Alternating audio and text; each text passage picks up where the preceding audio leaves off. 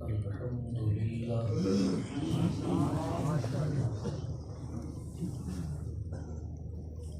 الحمد لله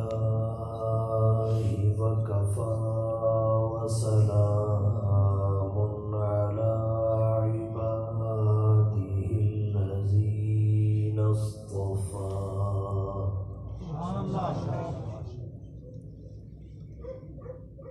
أما بعد فأعوذ بالله من الشيطان الرجيم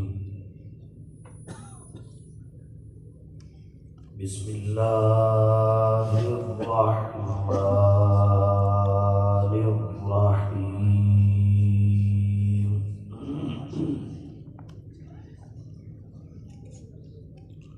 وإن كنتم في ريب مما نزلنا على عبدنا فأتوا بسورة من مثله وادعوا شهداءكم من دون الله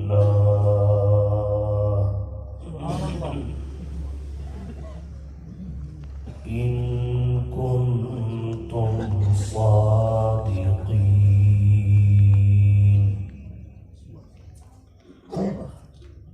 وقال النبي صلى الله عليه وسلم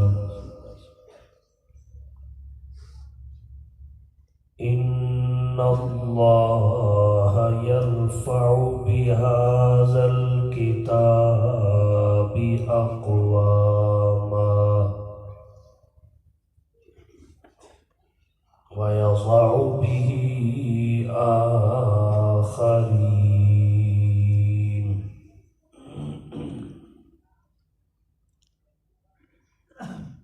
وقال النبي صلى الله عليه وسلم يبعث الله معاوية يوم القيامة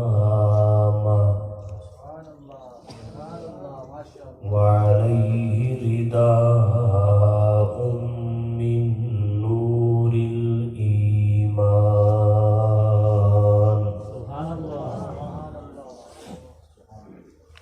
سبحان ربك رب العزة عما يصفون وسلام على المرسلين والحمد لله رب العالمين.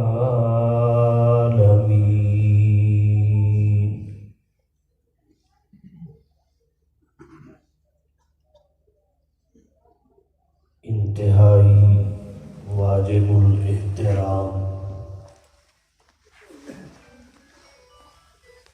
قابل صد تکریم و تعظیم معزز علماء کرام،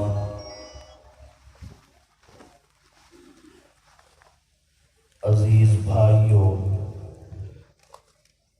دوستوں، بزرگوں، طالب علم ساتھیوں، پہلی مرتبہ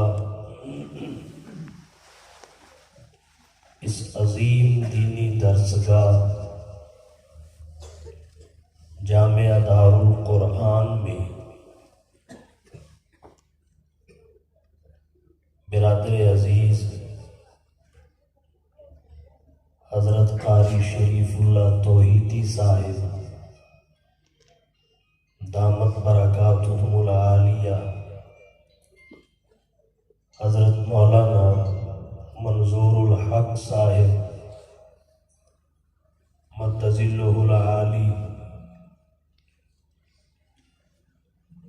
اور برادر عزیز حضرت مولانا قاری شفیق صاحب مدظلہ العالی کی دعوت پر حاضری کا شرف حاصل ہوا ہے۔ اللہ تعالی ہم سب کی حاضری کو شرف قبولیت بخشے۔ گفتگو کے آغاز سے قبل معلومات کی درستگی کے لیے ایک بات اپنے برادر نقیب مجلس کے لیے عرض کروں گا۔ بحمد اللہ تعالی جامعہ نصرت العلوم جو میرا مادر علمی ہے، وہاں سے میں نے دورہ حدیث شریف کیا۔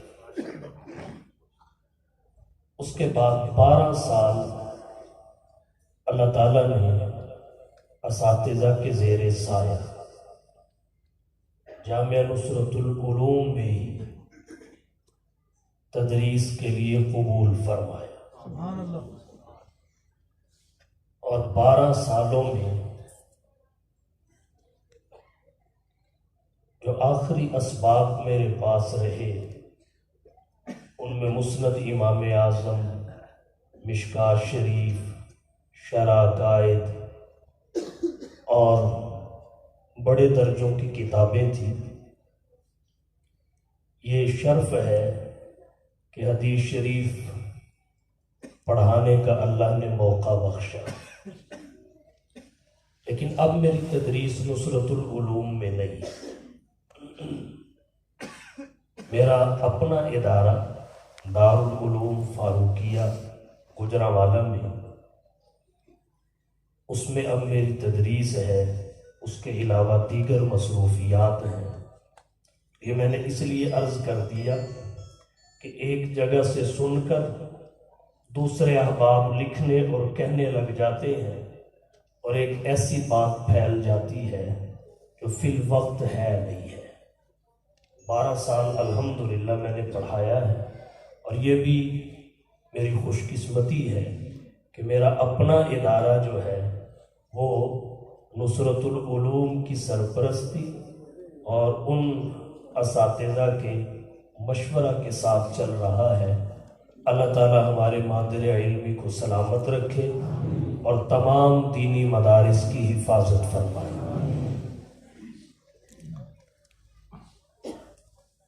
آج کی یہ نشست حفاظ کرام کی دستار بندی کے موقع پر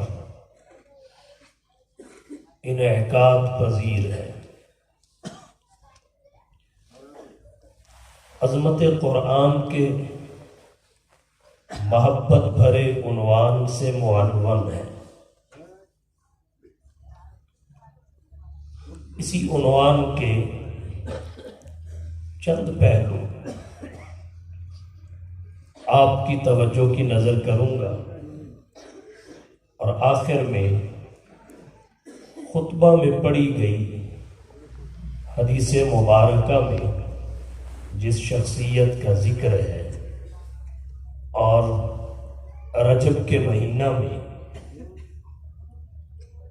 جس کا نام نامی اسم گرامی اہل و سنت کے منبر و محراب سے گونجتا ہے، ان کے فضائل میں کچھ نہ کچھ ضرور عرض کروں گا۔ شیخ المحدثین والمفسرین حضرت مولانا صوفی عبدالحمید خان صاحب سواتی رحمہ اللہ جامعہ نصرت العلوم کے بانی اور محتمم اول ہیں۔ اپنی تفسیر معالم العرفان فی دروس القرآن کی جلد 40 میں امام جعفر صادق رحمہ اللہ کا قول ذکر کرتے ہیں۔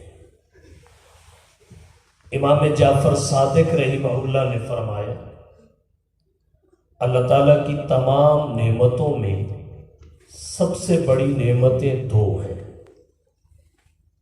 تمام نعمتوں میں سب سے بڑی نعمتیں 2 ہیں۔ ایک نعمت قرآن ہے اور دوسری نعمت وجود مصطفیٰ یعنی صاحب قرآن ہے۔ اس بحث میں نہیں جانا چاہتا، یہ دو نعمتیں سب سے بڑی اور عظیم کیوں ہیں۔ اس سے اگلی بات عرض کرنا چاہوں گا، اللہ تعالیٰ نے ان دونوں نعمتوں قرآن اور صاحب قرآن بے شمار امتیازات، انفرادی کمالات اور خصائص سے نوازا۔ مثلا صاحب قرآن کے امتیازات میں ذاتی نبوت ہے، غیر محدود نبوت ہے، نبوت کے ساتھ ختم نبوت ہے، خیر الامت ہے، شفاعت کبریٰ و عظمیٰ ہے، اور بہت سارے آپ کے خصائص اور امتیازات ہیں۔ بالکل اسی طرح جیسے صاحب قرآن کے بے شمار امتیازات، انفرادی کمالات اور خصائص ہیں، قرآن کے بھی بے شمار ہیں۔ اللہ نے قرآن کو امتیازات، انفرادی کمالات اور خصائص سے نوازا ہے۔ ایک امتیاز قرآن کا یہ ہے، یہ اللہ کا کلام اور اس کی صفت ہے۔ اللہ کا کلام اور اس کی صفت ہے۔ مطلب اس کا یہ ہے کہ جیسے اللہ کی ذات کو فنا نہیں، اللہ کی ذات حادث نہیں، قدیم ہے، اسی طرح قرآن کو بھی فنا ہے، قرآن بھی حادث نہیں، قدیم ہے۔ اور وجہ یہ ہے کہ جیسی ذات ہوتی ہے ویسی اس کی صفات ہوتی ہے۔ اللہ کی ذات قدیم، اس کی جمیع صفات قدیم، خواہ وہ صفات ثبوتی ہو یا سلبی۔ قرآن اللہ کی صفت ہے، نہ اللہ کو فنا ہے نہ اللہ کے قرآن کو فنا ہے۔ یہ قرآن کا امتیاز ہے۔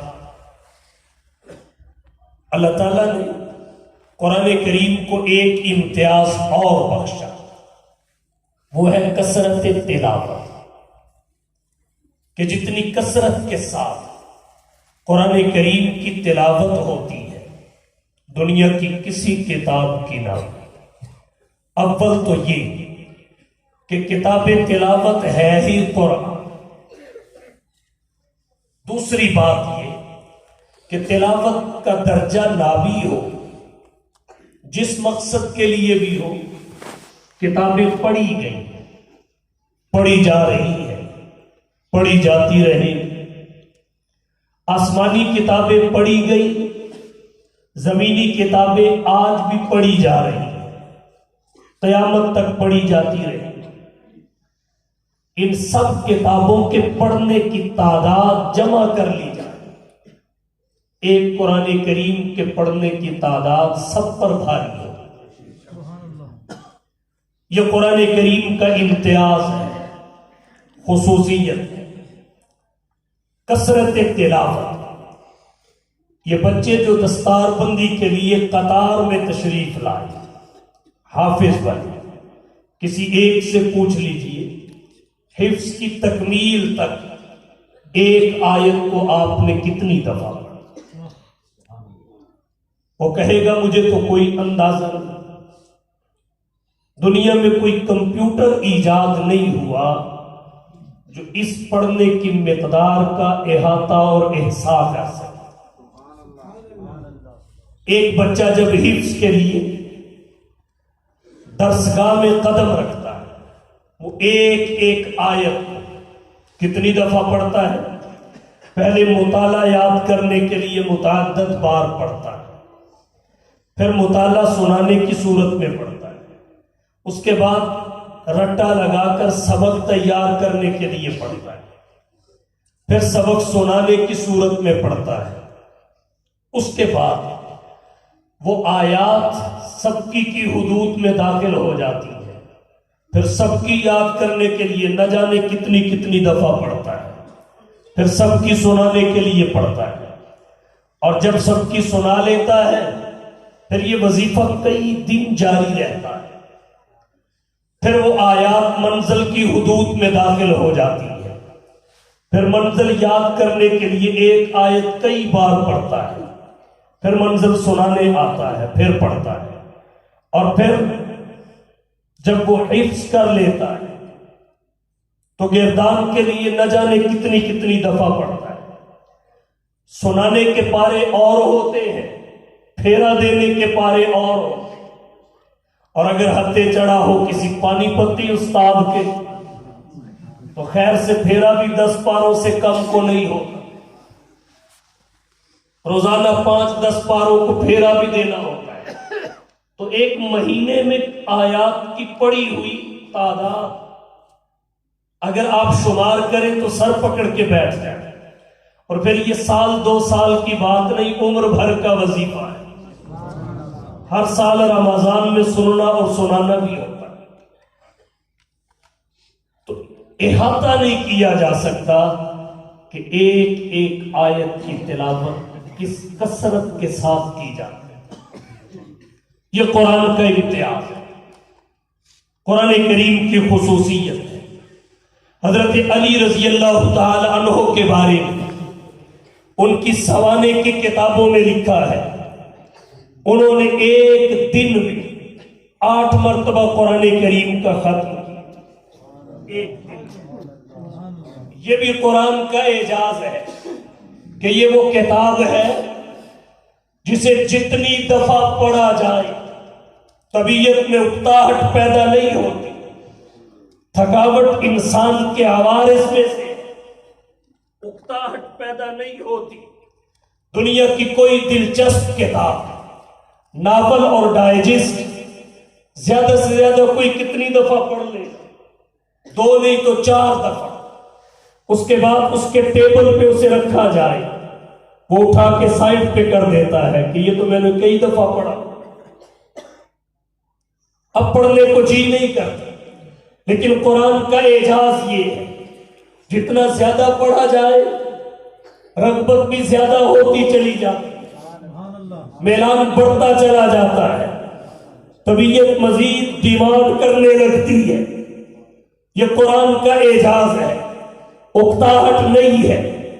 پھر ایک بات اور عرض کرتا ہوں، پڑھنے میں اس بات کا بھی لحاظ رکھا جاتا ہے کہ ہم نے دیکھا کل کا اخبار آج کسی کے سامنے رکھا گیا، بھلے اس نے کل نہیں پڑھا، آج جب سامنے آ جائے وہ اخبار پڑھنے سے پہلے تاریخ پڑھتا ہے، جب تاریخ ماضی کی ہو اٹھا کے رکھ دیتا ہے، کہتا یہ تو پرانا ہے، میں پرانا نہیں پڑھتا، حالانکہ اس میں کئی انواع کی خبریں ہیں، قسم کی خبریں، شہر شہر کی باتیں، بستی بستی کے حالات، نگر نگر کی خبر، لیکن نہیں پڑھتا کہ یہ پرانا ہے، اور پرانا بھی 100 سال پہلے کا نہیں، کل کا ہے، تو کل کا اخبار آج نہیں پڑھتا، پرانا ہے۔ قرآن کا اعجاز یہ ہے، 1400 سال پہلے حضور سرور عالم کے قلب اطہر پر اس کا نزول ہوا، لیکن آج تک کسی مسلمان نے یہ شکوہ کر کے پڑھنے سے انکار نہیں کیا کہ یہ تو 1400 سال پرانی کتاب ہے، میں آج اسے کیسے پڑھ لوں۔ یہ قرآن کا اعجاز ہے، کو 1400 سال پہلے نازل ہوئی لیکن فٹ آج کے حالات پہ بھی ہوتی ہے۔ انتباہ کے قابل کو 1400 سال پہلے نازل ہوئی، مگر فقط اسی دور اور زمانے کے لیے نہیں ہوئی، اس نے تمام زمانوں کا احاطہ کر لیا، تمام افراد کا احاطہ کر لیا، تمام علاقوں کا احاطہ کر لیا، اور پھر اس کا ظاہری نزول اگرچہ ایک دفعہ ہوا، 1400 سال پہلے ہوا، لیکن محقق علماء فرماتے ہیں، خاص طور پہ اصولی علماء، کہ باطنی طور پر اس کے اوامر کے نزول میں تجدد ہوتا ہے۔ مطلب یہ ہے جب بھی کوئی قرآن پڑھتا ہے تو یوں ہی محسوس ہوتا ہے جیسے یہ ابھی نازل ہوا ہے، جو آیت زبان پہ آتی ہے ایسے ہی لگتا ہے ابھی نازل ہوئی ہے۔ تو کسی نے شکوہ نہیں کیا کہ یہ 1400 سال پہلے کا اترا ہوا کلام میں آج کیسے پڑھوں، یہ تو پرانا ہے۔ یہ ترقی پسند قوم کل کا اخبار تو آج نہیں پڑھتی، لیکن 1400 سال پہلے اترا ہوا قرآن اس کی زبان پہ شوق سے آتا ہے۔ یہ قرآن کا امتیاز نہیں تو اور کیا ہے۔ حضرت علی رضی اللہ تعالی عنہ نے ایک دن میں 8 مرتبہ ختم کیا۔ ایک بات اور عرض کرنا چاہوں گا، دنیا کی کوئی بھی کتاب ہو اسے آپ اپنے جسم کو حرکت سے روک کر پڑھ سکتے ہیں، اس کا مطالعہ کر سکتے ہیں، ٹانگ پہ ٹانگ رکھ کر جسم پہ حرکت کے بغیر آپ ہر کتاب پڑھ سکتے ہیں۔ یہ قرآن کا اعجاز ہے کہ اسے حرکت جسم کی روک کے نہیں پڑھا جاتا۔ زیادہ سے زیادہ کوئی کتنی دیر اپنی یادداشت پہ، اپنے اختیار پہ قابو رکھ کے جسم کی حرکت روکے گا؟ یہاں تو حرکت ہوتی ہی غیر اختیاری ہے، غیر اختیاری ہے، اختیار نہیں ہوتا۔ آدمی غلاف اتار رہا ہے، تحفظ اور تسمیہ پڑھ رہا ہے، جسم میں غیر اختیاری حرکت دیکھنا حافظ کیسے ہلتے جیسے بجلی پہ چل رہے ہیں۔ یہ غیر اختیاری حرکت ہے، روک کے نہیں پڑھا جا سکتا۔ کتنی دیر؟ 2 منٹ 4 منٹ بلا کر نہیں روک پائے گا، اور سبق یاد بھی اسی کو زیادہ ہوتا ہے جو رٹا پکا لگاتا ہے، حرکت زیادہ کرتا ہے۔ حرکت نہیں روکی جا سکتی۔ وجہ کیا ہے؟ وجہ یہ ہے جب قرآن پڑھا جاتا ہے، یہ کلام ہے، یہ متکلم کے قریب کر دیتا ہے، یہ متکلم کے قریب کر دیتا ہے۔ متکلم کون ہے؟ تبارک بالقرآن فَإِنَّهُ كَلَامُ اللَّهِ وَخَرَجَ مِنْهُ، وہ اللہ کی ذات ہے۔ تو کلام کی متکلم سے قربت ہے، متکلم سے نسبت ہے، تو پڑھنے والے کو متکلم کے قریب کر دیتا ہے۔ اور جب اللہ کی قربت نصیب ہوتی ہے پھر سکینہ کا نزول ہوتا ہے، سکینت طمانینت اترتی ہے، باران رحمت برستی ہے، رحمت کے دروازے کھل جاتے ہیں۔ رحمت بندے پہ برسے وہ نہ جھومے تو رحمت کیسی ہو؟ وہ جھومنے لگتا ہے۔ تو قرآن کریم کا امتیاز کثرت تلاوت، سب سے پڑھ کے پڑھی جانے والی کتاب اللہ کا قرآن ہے۔ حضرت علی المرتضی شیر خدا اسد اللہ کرم اللہ رضی اللہ نے ایک دن میں 8 مرتبہ ختم کیا، اور 4 نام تاریخ کی اوراق کی جبینوں پہ محفوظ ہیں، گمنام نہ جانے کتنے ہیں۔ 4 شخصیات ایسی گزری جو ایک رکعت میں قرآن کریم بغیر کسی کلفت اور مشقت کے پڑھ لیا کرتی تھی، ان کی عادت بن گئی تھی۔ ان میں 2 شخصیات صحابہ کرام میں سے ہیں، 2 شخصیات تابعین میں سے ہیں۔ صحابہ کرام میں ایک شخصیت حضرت تمیم داری اور دوسری شخصیت حضرت عثمان بن عفان کی ہے۔ ایک رکعت میں پورا قرآن پڑھ دیا کرتے تھے۔ اور تابعین میں ایک نام سیدنا سعید بن جبیر کا ہے، اور دوسرا نام سید الفقہاء امام الائمہ سراج الامہ تلمیذ الصحابہ امام سواد اعظم حضرت امام اعظم ابو حنیفہ رحمت اللہ علیہ کا ہے۔ ایک رکعت میں پورے کا پورا قرآن تلاوت کر لیا کرتے تھے، اور امام صاحب رحمت اللہ علیہ کے بارے میں ان کی زمانے کی کتابوں میں یہاں تک لکھا ہے فقط رمضان کے مہینہ میں قرآن کریم کو 61 مرتبہ ختم کیا کرتے تھے۔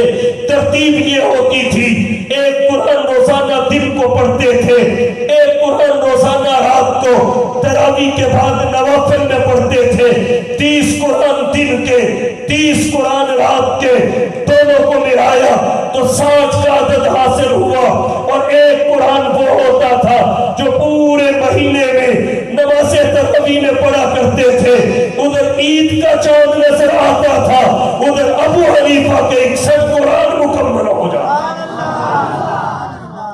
کثرت تلاوت، اور جب حضرت امام اعظم ابو حنیفہ رحمہ اللہ کا جنازہ اٹھا، انتقال پرملال ہوا، تو ان کے 7000 قرآن مکمل ہو چکے تھے۔ لائیے دنیا کی کوئی کتاب، خواہ زمینی کتاب ہو یا آسمانی کتاب ہو، جسے ایک ہی پڑھنے والے نے مختصر مدت زیست میں 7000 مرتبہ ختم کیا ہو، یہ عالمی ریکارڈ فقط قرآن کریم کا ہے اور کسی کتاب کا نہیں ہے۔ ایک امتیاز کثرت تلاوت، ایک امتیاز اور ذکر کرتا ہوں، وہ ہے تسہیل حفظ القرآن۔ اللہ نے حفظ کے لحاظ سے جو سہولت قرآن میں رکھی ہے، حفظ کے لحاظ سے جو آسانی قرآن میں رکھی ہے، وہ کسی کتاب میں نہیں ہے، بلکہ یوں کہوں تو بھیجا نہیں۔ پہلی آسمانی کتابوں کا تو حافظ ہی آپ کو کوئی نہیں ملے گا، روئے زمین پر کسی کتاب کا کوئی حافظ نہیں ہے۔ اس کی وجہ کیا ہے یہ آگے چل کے عرض کرنا چاہوں گا، سرے دست عرض یہ کر رہا ہوں۔ حفظ کے لحاظ سے سب سے آسان اللہ کا قرآن ہے۔ آج قرآن کریم کا حافظ اجمی بچہ ہے، 4 سال کی عمر کا بچہ ہے، جسے نہیں پتا ذالک الکتاب لا ریب فیہ کا معنی کیا ہے، نہیں پتا ھدی للمتقین کی تفسیر، تشریح اور توضیح کیا ہے، تقوی کی تعریف کیا ہے، تقوی کے مراتب کتنے اور کون کون سے ہیں، کوئی خبر نہیں۔ لیکن اس کے باوجود پورے کا پورا قرآن الحمد سے لے کر والناس تک اس کے سینے میں محفوظ ہے، اس کی زبان میں نہیں، اس کی زبان کے علاوہ دوسری زبان میں ہے، لیکن اس کا سینہ اس قرآن کے لیے ظرف، اور قرآن اس کے سینے کا مصروف بن چکا ہے۔ اردو ہماری مادری زبان، پنجابی ہماری مادری زبان، ہماری علاقائی زبان، لیکن اس کے باوجود اگر قرآن کریم کے صفحات 400 ہے تو اس کے چوتھے حصے کی 100 صفحے کی کتاب اپنی زبان کی کسی کو حفظ نہیں ہوگی۔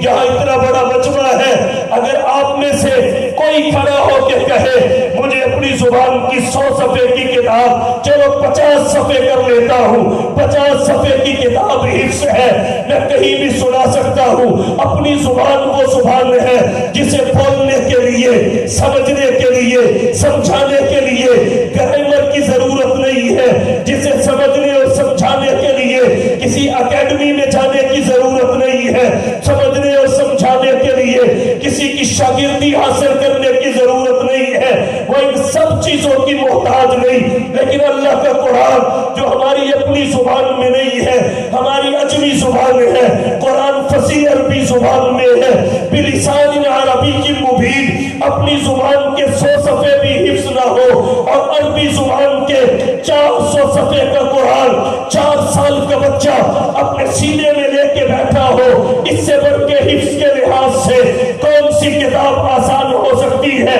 قسطلانی نے لکھا ہے سفیان بن عیینہ نے 4 سال کی عمر میں اللہ کا قرآن حفظ کر لیا، تو یہ قرآن کا دوسرا امتیاز ہے، دوسری خصوصیت ہے، دوسرا انفرادی کمال ہے کہ یاد کرنے کے لحاظ سے، حفظ کے لحاظ سے اللہ نے جتنا آسان قرآن کو بنایا ہے اور کسی کتاب کو نہیں بنایا۔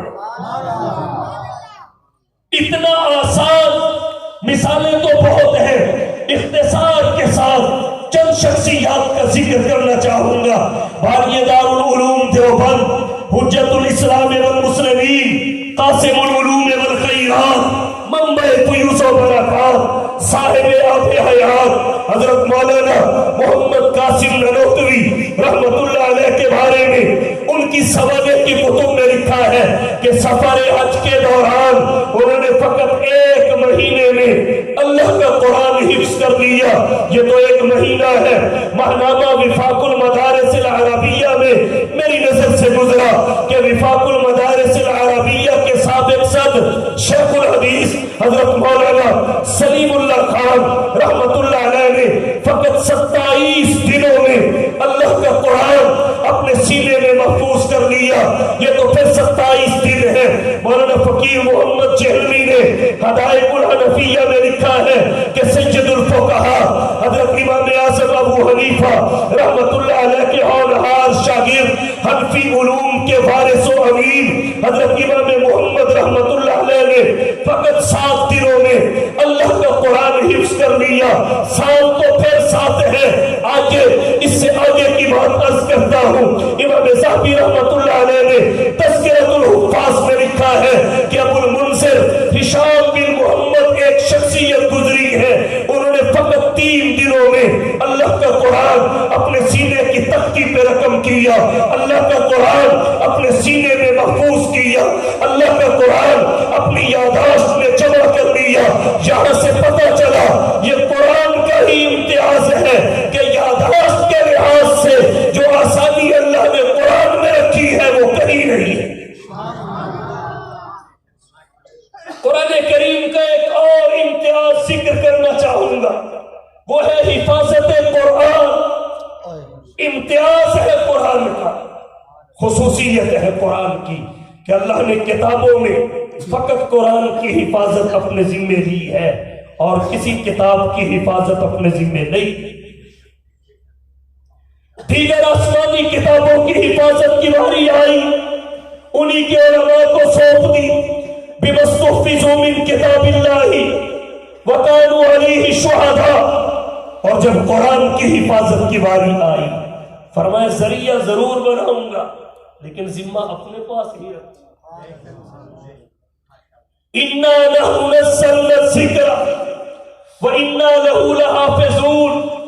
बेशक हमने थोड़ा थोड़ा करके नज़्ज़लना मुनज्जमन मुफर्रकन आयतन बिहस्बिल मसालिह व ज़रूरा। जरूरत के बकदर, मसलहतों के बकदर, हवायत के बकदर थोड़ा करके अज़िक्र, खास जिक्र को यानी कुरान करीम को हमने ही नाज़िल किया है। व इन्ना लहू लहाफ़िज़ून, और हम ही इसके मुहाफ़िज़। हम ही। दुनिया ईसाईयत धोखा देती है, कहती है बताओ तौरात और इंजील भी अल्लाह का जिक्र है कि नहीं? हम कहते हैं है, इससे तो कोई इनकार नहीं, वो भी अल्लाह का जिक्र है। तो कहते हैं इंजील अल्लाह का जिक्र है कि नहीं? हम कहते हैं है। कहते हैं बस फिर आप उसको मनसूख, मुहर्रफ, मुबद्दल, गैर महफूज क्यों कहते हो? जब अल्लाह ने जिक्र की हिफाजत का जिम्मा लिया है, उसमें कहीं कुरान का नाम तो नहीं है, और जिक्र होने में कुरान के साथ इंजील भी मुश्तरक है। अगर कुरान अल्लाह का जिक्र है तो इंजील भी अल्लाह का जिक्र है। अल्लाह ने जिक्र की हिफाजत का जिम्मा लिया और जिक्र वो भी है, तो फिर आप कैसे कह सकते हो कि इंजील महफूज नहीं? इसके 2 जवाब है। एक तो इल्मी जवाब है, उलमा तशरीफ फरमा है, जिक्र पर अलिफ लाम अहद खारिजी, इससे हर जिक्र मुराद नहीं, खास जिक्र मुराद है, और वो कुरान करीम है। और एक निशानी अल्लाह ने और छोड़ी जिससे पता चलता है जिक्र का मिस्दाक कुरान के अलावा कोई नहीं। इसकी मुराद मुतअय्यन है और वो फकत कुरान करीम है। अल्लाह ने जब लौहे महफूज से आसमान दुनिया पे उतारने की बात की, वो नुज़ूल एक रात में हुआ। उस वक्त फरमाया इन्ना अंज़लनाहु फी लैलतिल क़द्र, इन्ना अंज़लनाहु फी लैलतिन मुबारक। ये इंसान से है, यकदम उतार देना। ایک رات میں جہاں اتارا وہاں کہا انزلنا، اور جہاں حفاظت کا ذمہ لیا وہاں انزلنا نہیں کہا، وہاں نزلنا کہا۔ انزلنا اور نزلنا کا فرق کیا ہے؟ ہم نے ایک دفعہ اتارا وہاں انزلنا، ہم نے اتار کر حفاظت کا ذمہ لیا وہاں نزلنا۔ انزلنا یکدم اتارنے کو کہتے ہیں، نزلنا تھوڑا تھوڑا کر کے اتارنے کو۔ تو ذکر بھلے دونوں ہے، لیکن حفاظت کا ذمہ اس خاص ذکر کا لیا جو یکدم نہیں اترا، تھوڑا تھوڑا کر کے اترا، منجمن منجمن، مفرقن مفرقن۔ اور اب ہم عیسائیوں سے پوچھتے ہیں، بتاؤ عیسیٰ پہ انجیل یکدم آئی تھی یا تھوڑی تھوڑی کر کے آئی تھی؟ یہودیوں بتاؤ موسیٰ پہ تورات یکدم آئی تھی یا تھوڑی تھوڑی کر کے آئی تھی؟ وہ کہیں گے جی وہ تو یکدم آئی تھی۔ ہم کہیں گے بس پھر وہ محفوظ بھی نہیں، محفوظ وہ ذکر ہے جو تھوڑا تھوڑا کر کے آیا، بکھر کے آیا، ہمیشہ کے لیے جمع ہو گیا۔ اس کی حفاظت کا ذمہ نہیں لیا جو جمع ہو کے آیا اور ہمیشہ کے لیے بکھر گیا۔ قرآن کی حفاظت کا ذمہ اللہ نے لیا۔ یہ قرآن کا امتیاز ہے، خصوصیت ہے۔ کتابوں میں فقط قرآن محفوظ ہے اور کوئی کتاب نہیں۔ تو جب کتابوں میں قرآن محفوظ ہی جب قرآن ہے تو تورات کا حافظ کہاں سے ملے؟ جب محفوظ ہی قرآن ہے پھر انجیل کا حافظ کہاں نظر آئے؟ جب متن ہی محفوظ نہیں تو حافظ کس کا ہو؟ قرآن کریم محفوظ ہے تو روئے زمین پہ حافظ بھی قرآن کے ملیں گے، اتنے ملیں گے 50 دن کے لگ بھگ ایام رہ گئے۔ دیکھ لینا مسجدیں کم پڑ جائیں گی، حافظ بڑھ جائیں گے، پھر مدرسے بھی کم پڑ جائیں گے، حافظ بڑھ جائیں گے، پھر فیکٹریاں بھی کم پڑ جائیں گی، حافظ بڑھ جائیں گے، پیٹرول پمپ بھی کم پڑ جائیں گے، حافظ بڑھ جائیں گے، اس کے بعد دفتر بھی کم پڑ جائیں گے، حافظ بڑھ جائیں گے۔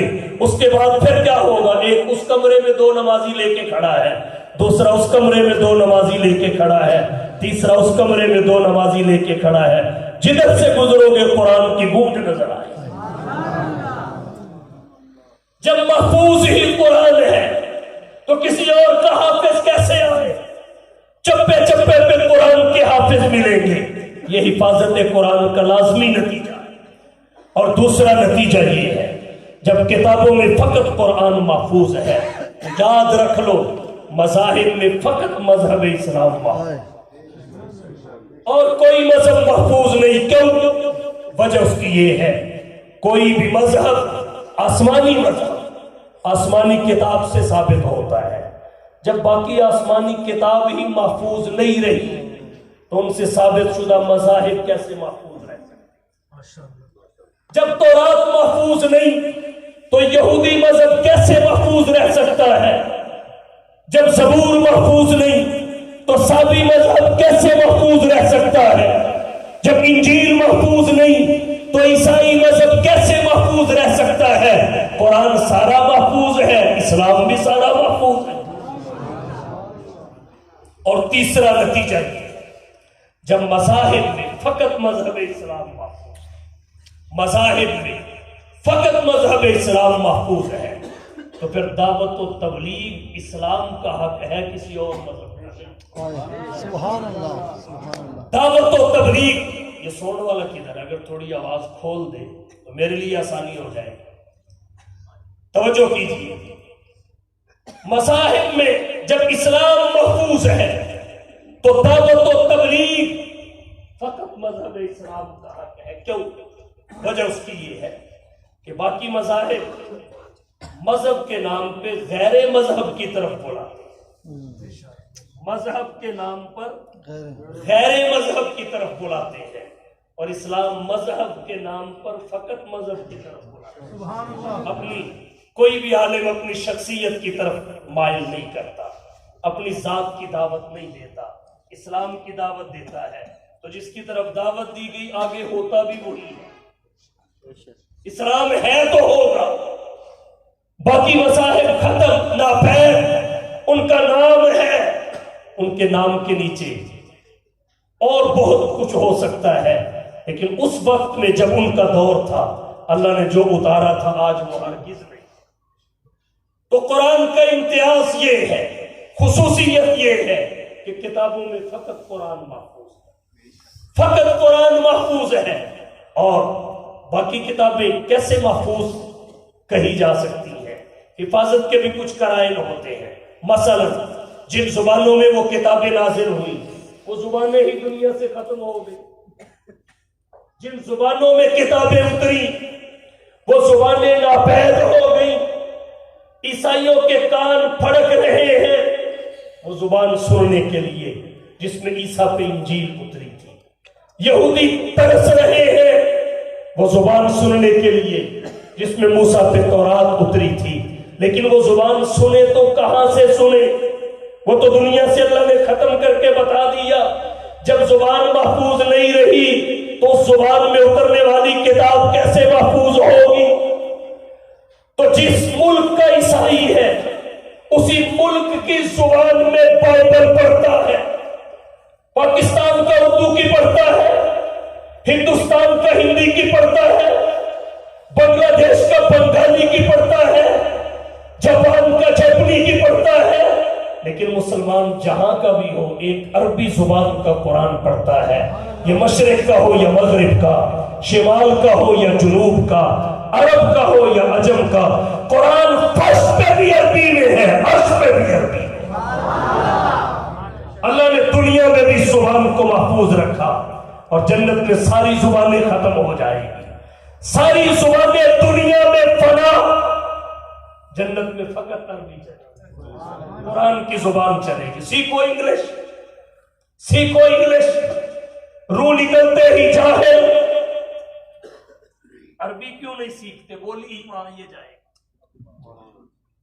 2 سال کے لیے اگر برطانیہ جانا ہو تو انگلش سیکھتے ہیں، بھئی ہمیشہ کے لیے جنت میں جانا ہے، عربی نہیں سیکھنی، قرآن نہیں سیکھنا۔ تو عرض میں نے یہ کیا، کتابوں میں فقط قرآن محفوظ ہے، بڑے غضب کی انگلش بولتے ہو مرتے ہی ختم، یہ سافٹ ویئر ہی اڑ جائے گا۔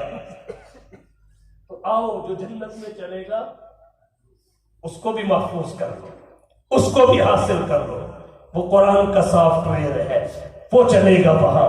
تو کتابوں میں فقط قرآن محفوظ ہے اور کوئی کتاب محفوظ نہیں ہے، اس کی حفاظت کا ذمہ اللہ نے لیا۔ بِمَسْتُحْفِظُوا مِنْ کتاب اللہ، باقیوں کے لیے اِنَّا نَحْنُ نَزَّلْنَا الذِّکْرَ وَإِنَّا لَهُ لَحَافِظُونَ، قرآن کے لیے اور ان حفاظ کی حوصلہ افزائی کے لیے ایک نقطہ عرض کرتا ہوں، لحافظون، اِنَّا نَحْنُ نَزَّلْنَا الذِّکْرَ وَإِنَّا لَهُ لَحَافِظُونَ۔ اللہ تو ایک ہے، یہ جمع کا صیغہ تعظیماً آیا ہے، مگر نہ حافظ ہے، فاللہ خیر حافظ، فاللہ خیر حافظ، تعظیماً کہہ دیا لحافظون۔ تو حافظ اللہ کا صفاتی نام ہے، اللہ ذاتی نام ہے، هو علم لذات الواجب الوجود المستجمع لجمیع صفات الکمال، اور حافظ اس کا صفاتی نام ہے۔ کیا کہیے اس کی فیاضی اور سخاوت کے، جب ایک چھوٹے سے بچے نے اس کا قرآن اپنے سینے میں محفوظ کر لیا تو قرآن نے نسبت ادھر کر دی، قرآن نے تعلق ادھر جڑوا دیا، کیونکہ کلام کو متکلم سے نسبت ہو، تو جب یہ حامل کلام ہوا تو قریب متکلم ہو گیا، تو پھر اللہ نے اپنا نام ہی اسے دے دیا، اب یہ بھی حافظ صاحب، وہ بھی حافظ صاحب، یہ بھی حافظ صاحب، وہ بھی حافظ صاحب، وہ بھی حافظ صاحب۔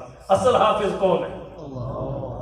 تو پھر کیوں نہ کہو اللہ نے اصل میں قرآن کی حفاظت کا ذمہ لیا ہے، لیکن قرآن کی برکت سے محفوظ یہ حافظ بھی ہو گیا۔ تو عرض میں یہ کر رہا ہوں، حفاظت کا ذمہ اللہ نے لیا، ذریعہ ان چھوٹے چھوٹے بچوں کو بنا دیا، وہی حروف اور الفاظ محفوظ کرو، محفوظ تم کرو گے، ذمہ میرا پورا ہوگا۔ کیسے؟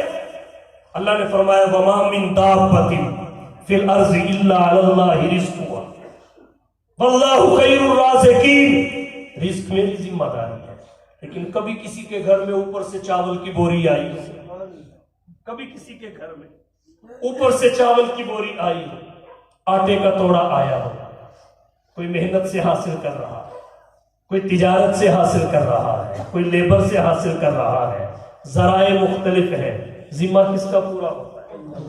بلند آواز سے بالکل اسی طرح حفاظ کرام الفاظ کی حفاظت کر رہے ہیں، قرائے کرام لہجوں کی حفاظت کر رہے ہیں، علماء کرام معنی کی حفاظت کر رہے ہیں، مفسرین کرام اس کی تفسیر اور مراد کی حفاظت کر رہے ہیں، مجتہدین کرام اس سے مستنبط مسائل کی حفاظت کر رہے ہیں۔ ہر ایک اپنے اپنے دائرے میں رہ کے قرآن کی حفاظت کا ذریعہ بنا ہوا ہے۔ حفاظت یہ کرتے ہیں، ذمہ اللہ کا پورا ہوتا ہے، کیونکہ ان کو ذریعہ اللہ نے بنایا ہے، ذمہ داری خود اٹھائی ہے، اور جہاں کوئی پٹڑی سے اترنے لگتا ہے اللہ نے سیدھا کرنے کا پورا انتظام کیا، کیونکہ ذمہ اس کا ہے۔ اِنَّا نَحْنُ نَزَّلْنَا الذِّكْرَ وَإِنَّا لَهُ لَحَافِظُونَ، ذمہ اس کا ہے۔ کسی بھی ذریعے سے حفاظت ہو ذمہ اس کا پورا ہوتا ہے، کسی بھی طریقے سے رزق حاصل ہو ذمہ اس کا پورا ہوتا ہے۔ تو کتابوں میں فقط قرآن محفوظ ہے، اس کی حفاظت کا ذمہ اللہ نے لیا۔ اب دیکھنے اور کہنے اللہ نے قرآن کی حفاظت کا ذمہ لیا ہے، لیکن حقیقت میں حافظ قرآن کی حفاظت کا بھی لے لیا ہے۔ اس کو ایک ظاہری مثال سے سمجھیے۔ ایک برتن میں پانی ڈال کر، گلاس میں پانی ڈال کر آپ کسی بچے کو کہیں کہ آپ نے اس پانی اور دودھ کی حفاظت کرنی ہے جو اس برتن کے اندر ہے، تو بتائیے وہ بچہ کیسے حفاظت کرے گا؟ یقیناً وہ دودھ کی حفاظت کے لیے گلاس کی حفاظت کرے گا۔ اگر ظرف ٹوٹ گیا تو مظروف بہہ جائے گا، ضائع ہو جائے گا۔ مظروف کی حفاظت ظرف کی حفاظت سے کرتا ہے، تو اللہ نے بھی حفاظت کا ذمہ قرآن کا لیا ہے، لیکن جب یہ قرآن اس ظرف اور سینے میں آ جاتا ہے تو پھر قرآن کی برکت سے سینہ اور سینے والا بھی محفوظ ہو جاتا ہے۔ مسند دارمی میں روایت آتی ہے، حضرت عقبہ بن عامر راوی ہے، کہتے ہیں سمیعت رسول اللہ صلی اللہ علیہ وسلم یقول، میں نے حضور کو فرماتے ہوئے خود سنا ہے، یہ تاکید کے لیے، مگر نہ صحابی جب کہتا ہے کوئی بات تو اس کی رائے بھی ہو تو اس میں یہ احتمال ہے کہ یہ مسموع عن النبی ہے، یہ اس نے نبی سے سنا ہوگا، اس لیے صحابی کا قول عند الاحناف قیاس پہ راجع ہوتا ہے، کیونکہ اس میں مسموع نبی سے ہونے کا احتمال ہوتا ہے، اور اگر اس کی اپنی رائے بھی ہو تو بعد والوں کی رائے سے تو کمی ہوگی۔ صحابی کی رائے غیر صحابی کی رائے سے، صحابی کا قیاس غیر صحابی کے قیاس سے تو پھر بھی راجع ہو۔ تو عرض میں نے یہ کیا، صحابی نے کہا یہ مزید تاکید کے لیے میں نے رسول اللہ سے اپنے ان کانوں کے ساتھ سنا ہے۔ حضور نے فرمایا لو جعل القرآن فی احابی ثم القی فی النار ما احترقا، اگر قرآن کو کسی چمڑے میں رکھا جائے پھر اس کو آگ میں ڈالا جائے تو قرآن رہا، آگ اس چمڑے کو بھی نہیں جلائے۔ حدیث کے شارحین نے اس حدیث کے دو مطلب لکھے ہیں، ایک یہ کہ چمڑے سے مراد جانور کی کھال ہو، آگ سے مراد دنیا کی آگ ہو۔ اگر کوئی بدبخت قرآن کا نسخہ کسی جانور کی کھال میں بند کر کے دنیا کی آگ میں ڈالے تو آگ اس کھال کو بھی نہیں جلائے گی، قرآن تو قرآن رہا۔ لیکن ساتھ ہی لکھا یہ حضور کا وقتی معجزہ تھا جو دور نبوت کے ساتھ خاص تھا، لیکن اللہ آج بھی دکھا دے تو اس کی قدرت سے بعید نہیں، آج بھی دکھا سکتا ہے۔ متعدد بار ہم نے یہ بات پڑھی اور سنی، سوشل میڈیا کا دور ہے، اخبارات میں آئی، سوشل میڈیا پہ آئی کہ پورا گھر جل کے راکھ ہو گیا، مگر الماری میں اللہ کا قرآن جوں کا توں رہا۔ گاڑی کو آگ لگ گئی، اس کے الائے رنگ تک جل گئے، لوہا تک پگھل گیا، مگر ڈیش بورڈ میں سورہ یاسین ویسی کی ویسی رہی جیسی رکھی گئی تھی۔ اللہ آپ بھی دکھانے پہ آئے، دکھا دے، کوئی بعید نہیں ہے۔ اور دوسرا مطلب اس حدیث کا یہ ہے کہ چمڑے سے مراد سینہ ہے، چمڑے سے مراد حافظ کا سینہ ہے، اور آگ سے مراد دنیا کی آگ نہیں، جہنم کی آگ ہے۔ اگر کسی حافظ کو اس کی کسی بدعملی کی وجہ سے وقتی طور پہ جہنم میں ڈال بھی دیا گیا تو قرآن اس سینے کی حفاظت کرے گا۔ سینے کی حفاظت قرآن کے ذمے۔ یہ چمڑا ہے جس میں قرآن ہے، وہ آگ ہوگی جہنم کی نہیں جلائے گی۔ یاد رکھیے، وقتی طور پہ کوئی بھی مومن جہنم میں جا سکتا ہے لیکن ہمیشہ نہیں رہے گا۔ علم کلام کے ماہرین لکھتے ہیں کافر مخلد فی النار ہے، جہنم اس کے ہمیشہ رہنے کی جگہ ہے، اور مومن وقتی طور پہ جائے گا تطہیر کے لیے۔ کافر کے لیے اصلاً جہنم تعذیب کی جگہ ہے، مومن کے لیے تطہیر کی جگہ ہے۔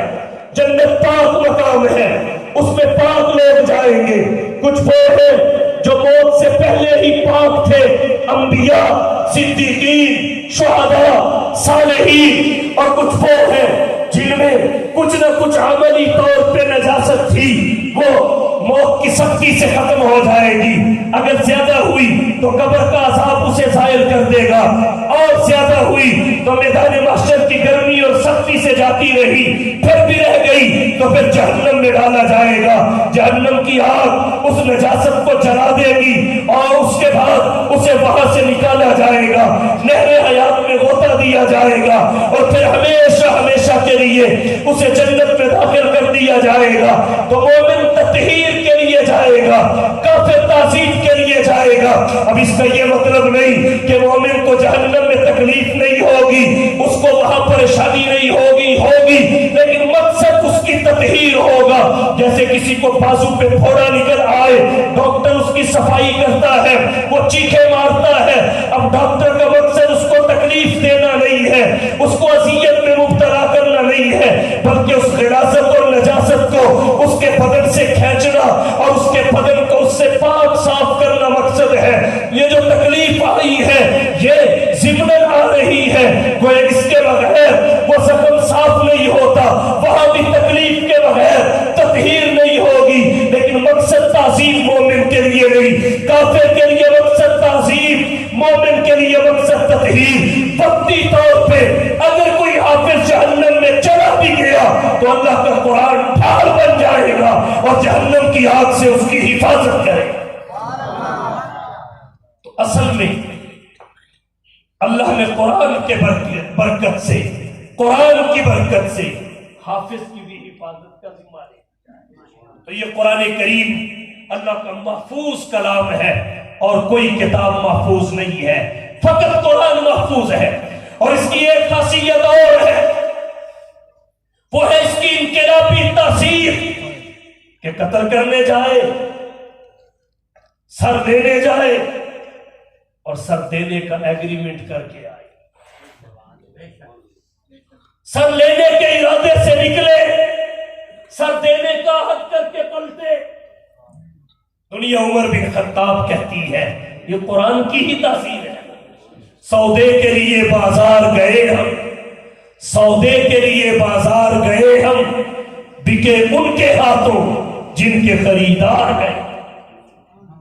مفتی اعظم پاکستان حضرت مفتی محمد شفیع رحمت اللہ علیہ نے معارف القرآن جلد اول میں ان کنتم فی ریب کے تحت 3 سرداروں کا واقعہ لکھا۔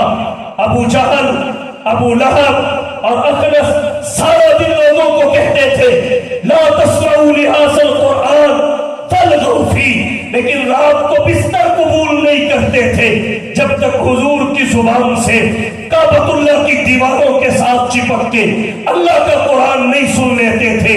اور یہ ایک دن نہیں، کئی دن ہوتا رہا۔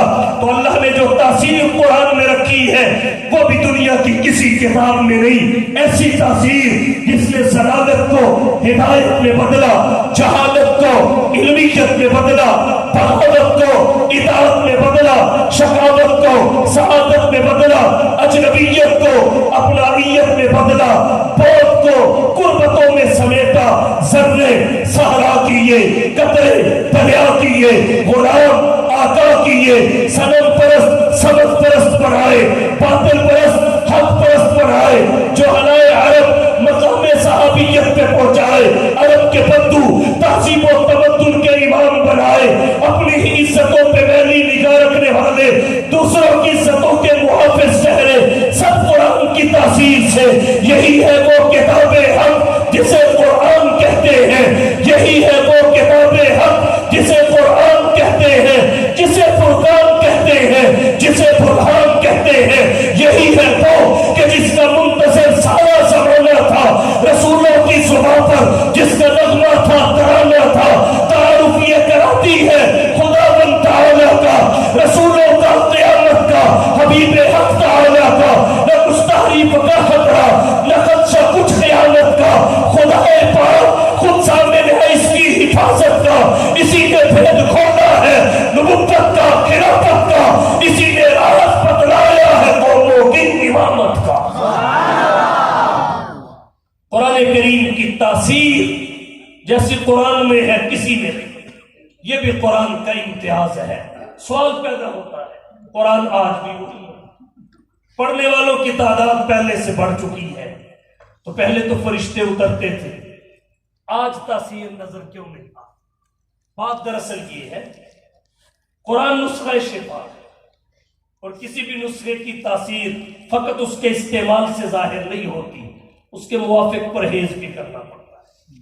اگر نزلے زکام کا مریض بنفشہ بھی پیے اور 1.5 لیٹر کی کوک بھی اندر پھینک لے،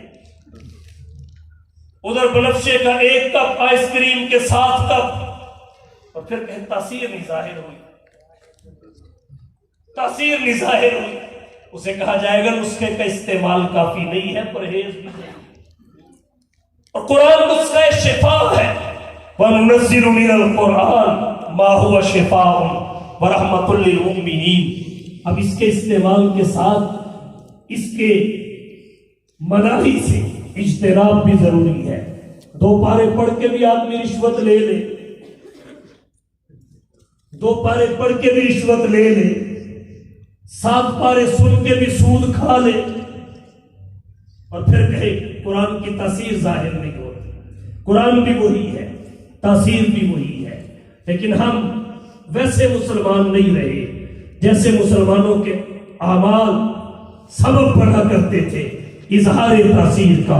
ڈاکٹر محمد اقبال نے یہی بات کہی، فضائے بدر پیدا کر، فضائے بدر پیدا کر، فرشتے تیری نصرت کو اتر سکتے ہیں گردوں سے، قطار اندر قطار اب بھی۔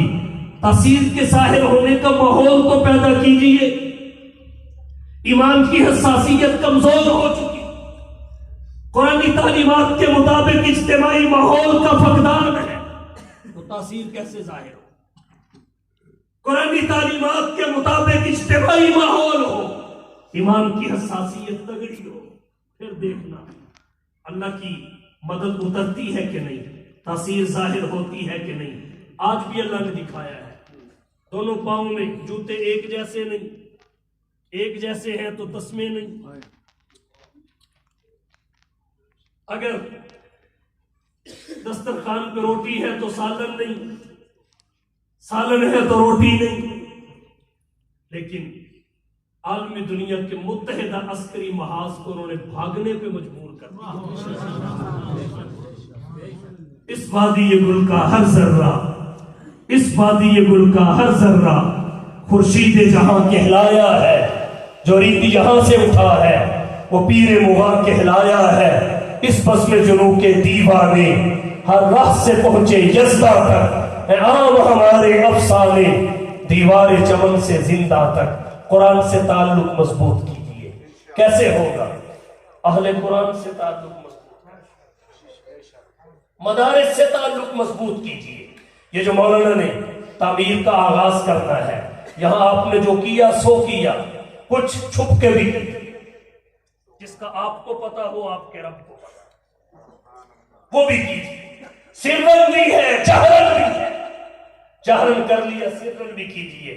قاری صاحب کو کوئی پریشانی نہ ہو، ان کی تعمیر آنن فانن ہو جائے، یوں پتہ چلے اگلے سال جب آپ آئیں اس بلڈنگ میں ایسا جلسہ ہو ٹائل پتھر سے جگمگ پوری بلڈنگ کر رہی ہو اور ہم سارے اس کے نیچے بیٹھ کے بات کر رہے ہوں، سن رہے ہیں، سارے عزم کرتے ہیں کہ نہیں کرتے؟ تنہا نہیں چھوڑنا، قرآن سے نسبت مضبوط کیجیے، باوفا کتاب ہے، اس سے نسبت کپڑے کی ہو کپڑوں میں اونچا، کاغذ کی ہو کاغذوں میں اونچا، لکڑی کی ہو لکڑیوں میں اونچی، حالانکہ کپڑا بھی مخلوق ہے، کاغذ بھی مخلوق ہے، لکڑی بھی مخلوق ہے، انسان تو اشرف المخلوقات ہے، انسان تو اشرف المخلوقات ہے۔ جب اس کی نسبت قرآن سے ہوگی، قرآن اسے کیوں اونچا نہیں کرے گا؟ ان اللہ یرفع بہذا الکتاب اقواما، ان اللہ یرفع بہذا الکتاب اقواما ویضع بہ آخرین۔ یہ رجب کا مہینہ ہے، حضرت امیر معاویہ رضی اللہ تعالی عنہ 22 رجب کو اس دنیا فانی سے رخصت ہوئے ہیں۔ اہل ایمان کا محبت کا مرکز ہے، ان کی عزت و تکریم کی ایک وجہ ان کی قرآن کریم سے نسبت ہے۔ جو قرآن کو حجت اور معتبر مانتا ہے اس کے دل میں حضرت معاویہ کا بغض کبھی نہیں ہو سکتا، کیونکہ معاویہ اللہ کے نبی پر اترنے والے قرآن کا کاتب ٹھہرا۔ قرآن کریم صحابہ کے ذریعے ہی ہم تک پہنچا ہے، ان پہ قرآن اگرچہ اترا تو نہیں، توجہ کیجیے، ان پہ قرآن اگرچہ اترا تو نہیں، مگر قرآن کے اولین مخاطب اور محافظ وہی ہے۔ وہ اسلام کے اوامر و نواہی کے موجب تو نہیں ہے، مگر اسلام کے اولین ناقل اور شارع ہے۔ ان کی عزت و تکریم واجب ہے، کیوں؟ وہ انتخاب خداوندی ہے، نسبت محمدی کے حامل ہے، وہ ایمان اور عمل کا معیار ہے، وہ دین نبوت کے عینی شاہد ہے، وہ پوری امت کے محسن ہے، ان کا احترام لازم اور واجب ہے۔ قرآن و سنت ان کے احترام کا درس دیتے ہیں، وہ نبی کے دین کے ناقل ہیں، نبی کے عمل کے راوی ہیں، ان کا احترام لازم اور واجب ہے۔ وہ نبی کی محنت کا ہے خلاصہ، وہ نبی کی محنت کا ہے خلاصہ، علم و عمل کے بہتر، زہد و بڑا سراپا، مشن کا جن کا دین مدی کا غلبہ، کتنے کوئی جھوٹ اور جلی تھے نبی کے ساتھ۔ قرآن سے نسبت مضبوط کیجئے، صاحب قرآن سے مضبوط کیجئے، صحابہ کرام سے جو قرآن کے ناقل ہیں، جو قرآن کے راوی ہیں۔ تفصیلی کسی وقت موقع ملا صحابہ کے حوالے سے آپ سے گفتگو کروں گا۔ بہرحال یہ باوفا کتاب ہے، جس کی اس سے نسبت ہوئی ہے اس کو اس نے اونچا کر دیا ہے۔ تو آئیے قرآن سے جڑ جائیں، مدارس کے ساتھ جڑ جائیں، ان اہل قرآن کے ساتھ جڑ جائیں، اور پھر اپنی قسمت کا ستارہ بلند ہوتے دیکھیں۔ کیوں نہ ہو ممتاز اسلام دنیا بھر کے دینوں میں، کیوں نہ ہو ممتاز اسلام دنیا بھر کے دینوں میں، وہاں مذہب کتابوں میں، یہاں قرآن سینوں میں۔ وآخر دعوانا ان الحمدللہ رب العالمین۔ تبارك الذي نزل الفرقان على عبده ليكون للعالمين